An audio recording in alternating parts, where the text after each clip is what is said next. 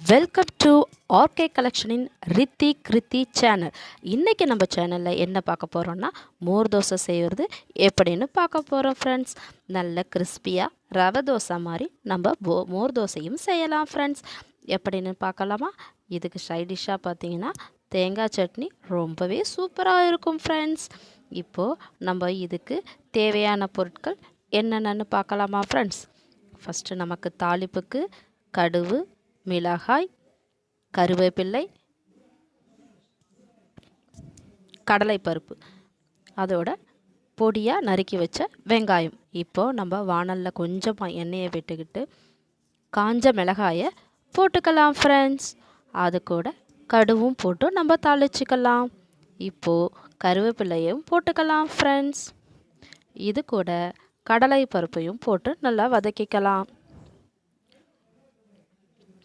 இது கூட நம்ம பொடியாக நறுக்கி வச்சுருக்கேன் இல்லையா சின்ன வெங்காயம், அதை இதில் சேர்த்துக்கலாம் ஃப்ரெண்ட்ஸ். போட்டு நம்ம ரொம்ப வதக்க தேவையில்லை ஃப்ரெண்ட்ஸ், லைட்டாக வதங்கினா போதுமானது தான். இப்போது நம்ம மாவு ரெடி பண்ணுறது எப்படின்னு பார்க்கலாமா ஃப்ரெண்ட்ஸ்.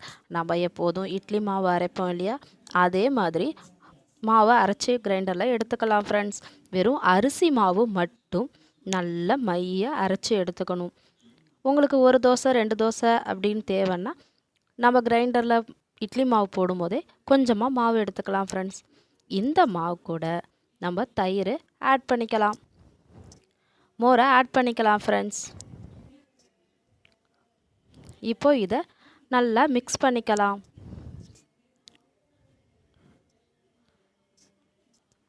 இது கூட நம்ம தாளித்து வச்சுருக்கோம் இல்லையா அந்த வெங்காயத்தை இதில் ஆட் பண்ணிக்கலாம் ஃப்ரெண்ட்ஸ். இதையும் நல்லா மிக்ஸ் பண்ணிக்கலாம் ஃப்ரெண்ட்ஸ். இது கூட நம்ம சால்ட்டை சேர்த்துக்கலாம், நமக்கு தேவையான உப்பை சேர்த்துப்போம் ஃப்ரெண்ட்ஸ். இப்போது இதை நல்லா தண்ணியாக கரைச்சி எடுத்துப்போம் ஃப்ரெண்ட்ஸ்.